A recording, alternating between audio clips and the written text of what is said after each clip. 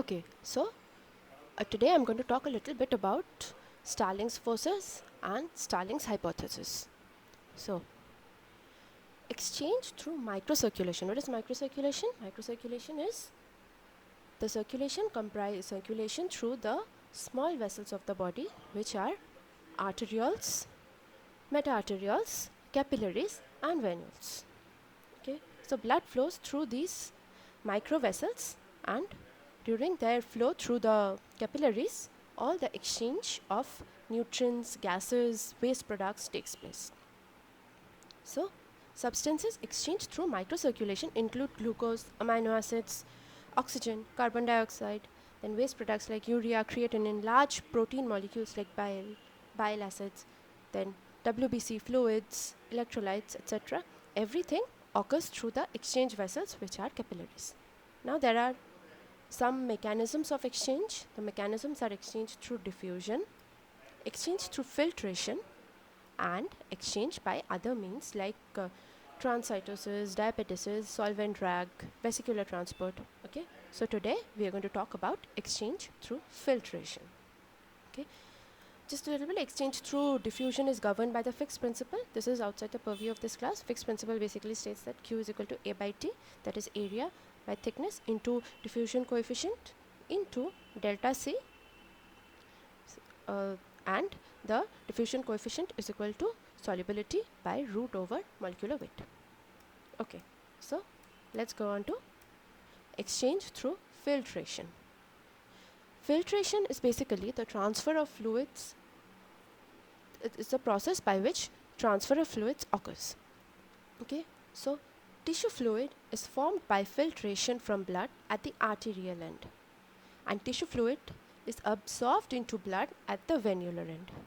So, at the arterial end of the capillaries, by filtration, by the process of filtration, tissue fluid is formed. And then at the venular end of the capillaries, this fluid is reabsorbed. And any excess fluid which is not reabsorbed by the venular end is removed by the lymphatic system from the interstitium. If it's not removed, there will be accumulation of interstitial fluid and development of edema or generalized edema, which is called anasarca. Now, the process of filtration at the capillary bed is governed by Starling's principle involving Starling's forces. Okay, where this filtration occurs, why this filtration occurs, how much filtration will occur, all are determined by the Starling's hypothesis. Okay, so Starling's hypothesis involves Starling's forces. Now, what are Starling's forces? There are 4 Starling forces which determine the net filtration at a vascular bed. These are the capillary hydrostatic pressure, the tissue hydrostatic pressure, the capillary colloid osmotic pressure, and the tissue colloid osmotic pressure. Okay. Now, I'll talk a little bit about hydrostatic pressure and colloid osmotic pressure. I think you will know about these while doing general physiology, but this is just an overview. Okay. So, hydrostatic pressure, the pressure exerted by the blood flowing through the capillaries is capillary hydrostatic pressure. Now, capillary hydrostatic pressure is denoted as PC. So, blood is a fluid which is flowing through the vasculature, which is flowing through the microcirculation, and that exerts a pressure. This is known as capillary hydrostatic pressure. Okay. Now, pressure exerted by the fluid in the interstitium is known as the tissue hydrostatic pressure. It's denoted by PI. So, capillary hydrostatic pressure and tissue hydrostatic pressure. This hydrostatic pressure across the capillaries is not constant, because as we have discussed that capillaries are not constant. The capillaries are very variable. The pressure in them is variable, the resistance is variable. It varies from tissue bed to tissue bed. It varies, depends upon the pressure fluctuations.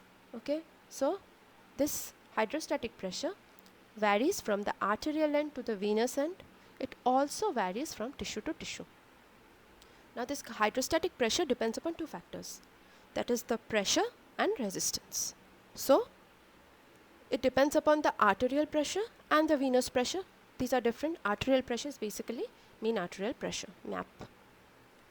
And it depends upon the resistance at the arteriolar end, that is the precapillary, and the venular end, that is the postcapillary resistance. So hydrostatic pressure can vary depending upon the pressure and the resistance at the different sites. Now if there is increase in arterial or venous pressure, there will be increase in capillary hydrostatic pressure. In the same vein, if there is decrease in arterial or venous pressure, there will be decrease in capillary hydrostatic pressure. Then if there is increase in arteriolar resistance, that is precapillary resistance, there will be decreased hydrostatic pressure. And if there is increase in postcapillary resistance, there will be increased hydrostatic pressure. Okay. So for the systemic pressure, that is the arterial and venous pressure, there is a direct relation. While in case of resistance, the arteriolar resistance has an inverse relation, while the venular resistance has a direct relation to the hydrostatic pressure. So PC minus PI. What is PC minus PI? That is capillary hydrostatic pressure minus interstitial hydrostatic pressure. This is the driving force for filtration. Okay, but PI is very low. It's almost zero. It's basically the interstitial hydrostatic pressure is very low because the interstitium does not have much fluid. Whatever is there in physiological conditions is being removed by the lymphatic system. So PI is almost zero. PC, that is the capillary hydrostatic pressure, is the principal driving force. Okay. Now let's talk about a little bit about the colloid osmotic pressure. This is very brief overview. I'm just explaining the terms here. The pressure exerted by the plasma proteins in the capillaries is known as capillary oncotic pressure, pi C. And the pressure exerted by proteins in the interstitium is known as the tissue oncotic pressure, that is pi I. Okay. Now, plasma proteins in the capillaries contribute to the capillary oncotic pressure. Among the plasma proteins, albumin is the most important plasma protein responsible for capillary oncotic pressure. It is basically responsible for 80% of the oncotic pressure. So, the maximum large amount, it's responsible for a huge amount of, it has a huge amount of influence on the capillary oncotic pressure. This is because albumin is present in a very high proportion, is the highest proportion, and has a very low molecular weight. This albumin may sometimes pass through the capillary walls and gets accumulated in the interstitium. These small amounts of albumin which escape from the capillaries and enter the interstitial fluid exert a very small osmotic force. This is basically the tissue osmotic pressure. Okay. This, along with the hydrostatic pressure, the colloid osmotic pressure, colloid osmotic tension also determines or also has a huge role in fluid exchange across the capillaries. Okay, so what are the stalling forces? Once again, these are 4 primary forces that determine whether fluid will move out of the blood into the interstitial fluid or fluid will move from the interstitium to into the vessels. Okay, stalling forces determine this. The net difference of the stalling forces determines this movement of fluids, in which direction the water will flow. So these forces are basically called stalling forces in honor of the physiologist Ernest Stalling, who first demonstrated their importance. You already know about Ernest Stalling from cardiovascular system. Okay, so once again, to review the stalling forces, these are capillary pressure, that is the PC, which tends to force fluid outwards through the capillary membrane, that is from the vessel, inside the vessel to the tissue. The interstitial fluid pressure, which is PI, which tends to force fluid inwards, that is, it pushes fluid from the interstitium into the vessel. Okay. Now, the capillary plasma oncotic pressure, which tends to cause the osmosis of fluid inwards through the capillary membrane. That is, capillary colloid osmotic pressure pulls fluid from the interstitium into the vessels. And the interstitial fluid colloid osmotic pressure, this tends to cause the osmosis of fluid outwards through the capillary membrane. That is, the tissue colloid osmotic pressure pulls the fluid from the vessel into the interstitium. So, you can see some forces are outwards, that is the PC and the pi I are outwards, while the pi and the pi C are all inwards. So, this is the Starling's principle. Starling's principle governs the amount of fluid filtered. This is Kf, that is filtration coefficient, into Pc minus Pi minus pi C minus pi I, that is Kf into delta P minus delta pi, that is Kf into difference in hydrostatic pressure minus difference in colloid osmotic pressure. Okay, so same thing, Kf is filtration coefficient, Pc is the hydrostatic pressure in the capillaries, it is outward force, Pi is a hydrostatic pressure in the interstitial space, that is the tissue space, this is an inward force, pi C, colloid osmotic pressure of capillaries, this is an inward force, and pi I, which is the colloid osmotic pressure of the interstitial fluid, which is a outward force. Okay, so some forces are inwards, some forces are outwards, and their net result determines how much filtrate is formed. Now, what is Kf? Coefficient of filtration. This is equal to K into Am into delta P divided by eta into delta X. Okay, so K, small k, is filtration constant of the membrane. Delta P is hydrostatic pressure difference. So Pc minus Pi, you already know about this. Am is the area of capillary wall available for filtration. Okay, and eta is viscosity of the filtrate, and delta X is the distance across the capillary wall. So you can see that amount of filtrate from not only depends upon the hydrostatic pressure and the colloid osmotic pressure, it also depends upon the capillary membrane. That's the area of the capillary wall, distance across the capillary wall, and it also depends upon the viscosity of the filtrate. More viscous substance will undergo less filtration, okay, and vice versa. So the Starling's principle was Kf into delta P minus delta pi. Okay, so this is a graphical representation. Just let us calculate. Okay, let us calculate the amount of filtrate. These values are taken from Bernoulli 6th edition. Okay, so within the vessel, the capillary hydrostatic pressure is 32 mm of Hg, and the colloid osmotic pressure is 25 mm of Hg. This is at the arterial end. Now at the arterial end, the interstitial pressure is, in the interstitium, the Pi is 0, as we have already discussed, because it's very small, almost 0, and pi I, that is the colloid osmotic pressure of the tissue proteins, interstitial fluid proteins, it is 5 mm of Hg. So at the arterial end, what are we getting? Delta P minus delta pi. Okay, that is coming out to be 12 mm of Hg. Again, at the venous end, the capillary hydrostatic pressure is 15 mm of Hg, and the colloid osmotic pressure is 25 mm of Hg. While in the interstitial fluid, the hydrostatic pressure is 0 and the colloid osmotic pressure is 5. So in the interstitial fluid, the hydrostatic and the colloid pressure does not change much. It all depends upon the pressures of the capillary blood. So from this diagram, you can see that the net fluid flow at the arterial end is outwards. That is, tissue fluid is formed and is present in the interstitial fluid.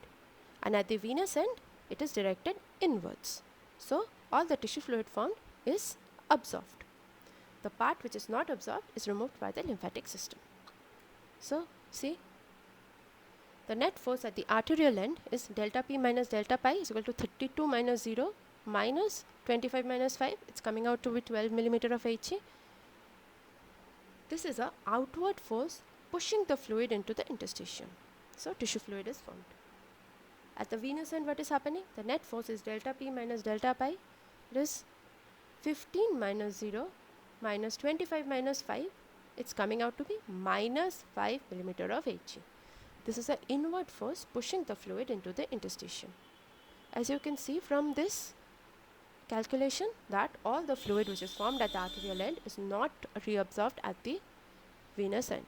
The remaining fluid is removed by the lymphatic system. Okay, so the outward force is Pc plus pi I, while the inward force is pi I plus pi plus pi c. Okay, it's nothing to you don't have to learn this by heart. If you write down the equation, you will be able to easily derive this. Okay, now the sum of these forces is known as the net filtration pressure. If it is positive, there will be a net fluid filtration across the capillaries. If the sum of Starling forces is negative, there will be a net fluid absorption from the interstitial spaces in the capillaries. So it's positive in the arterial end and negative in the venous end in health, in physiological conditions. Okay. Now what happens in pathological conditions? In some pathological conditions, the Starling forces may be altered, and thus the net flow of fluids may be altered. So important considerations, what we are to talk about, we'll talk a little bit about edema, blood loss, hyperproteinemia, and increased tissue permeability. So what happens to the tissue net flow of fluids in edema, in blood loss, hyperproteinemia, and increased tissue permeability? So what is edema? Edema is nothing but the accumulation of excess fluid in the interstitial space. It can either occur due to increased capillary hydrostatic pressure, PC, as seen in right heart failure. You know this, that in right heart failure there is stasis of blood and there is increased capillary hydrostatic pressure, that is PC is more. So outward force is more. Or this can also occur due to decreased capillary colloid osmotic pressure, that is pi C is less, that is the inward force is less. This is seen in hyperproteinemia. Hyperproteinemia can occur in a variety of cases like liver disease, where proteins are not synthesized, malnutrition, there is not enough intake of protein. So basically what we can say is in edema, either the outward force is increased or the inward force is decreased. Outward force can increase in right heart failure, inward force can decrease in hyperproteinemia. Okay. So in both the cases, what happens? The capillary hydrostatic pressure is increased, and in both the cases what is happening? The net outward flow increases, because net outward flow increases. As a result, there is increased accumulation of fluids in the interstitium. This leads to edema. There are some other causes of edema. Okay, apart from this increased pi C or increased PC or decreased pi C. This can be increased permeability of the capillaries. This occurs in tissue injury, inflammation, okay, any type of tissue injury. So what is happening if there is increased permeability of capillaries? Increased amount of fluid will flow into the interstitium, the net outward flow will increase, there will be edema development. Now there is a special condition, and this is a physiological thing. In prolonged standing, what is happening? In prolonged standing, there is some elevation of venous pressure in the legs. So if venous pressure increases, what will happen? That is directly related to hydrostatic pressure. So if venous pressure increases, the hydrostatic pressure will increase, and sometimes the filtration may also as a result of the increased hydrostatic pressure, the filtration will also increase. This large amount of fluid filtered exceeds the capacity of the lymphatic system to remove the capillary filtrate from the interstitial space. As a result, there will be accumulation of fluid in the interstitium. So edema formation. And this edema formation due to prolonged standing can be exaggerated by either pregnancy, which further increases the venous pressure, or by congestive heart failure, which also increases the venous pressure. Okay, so in standing and physiological processes, we get some accumulation of fluid in the lower limbs. Okay, and that can be exaggerated by the congestive heart failure or other causes of increased venous pressure in the legs, such as pregnancy, maybe an intra-abdominal tumor. Okay, so prolonged standing. Now, what happens in blood loss? In cases of blood loss, this hypovolemia, the systemic arterial pressure decreases. So, as a result, the capillary hydrostatic pressure also decreases. Now, the net filtration force is reversed. The net osmotic forces are directed inwards. As a result, fluid moves from tissues into capillaries in an attempt to restore blood volume. Okay, so in case of blood loss, the hydrostatic pressure decreases, and as a result, there is reversal of the net filtration force at the arterial end. Thus, fluid will flow from interstitium to the interstitium into the blood. Okay.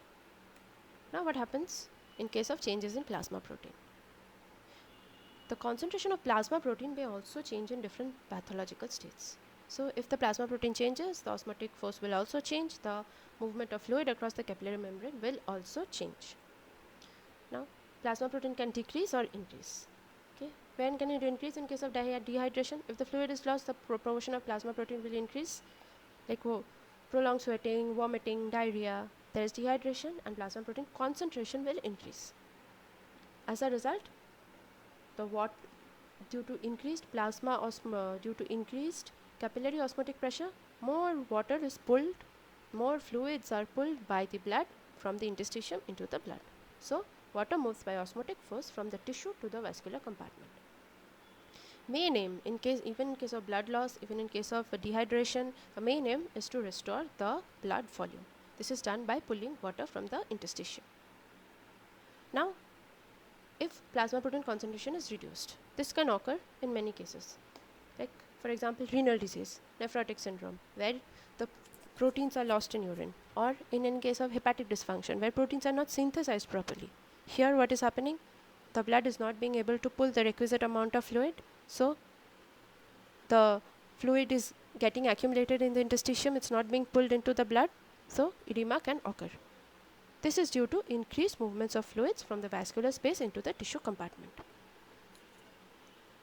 Okay, so another point, as I said, increased permeability will lead to increased tissue fluid.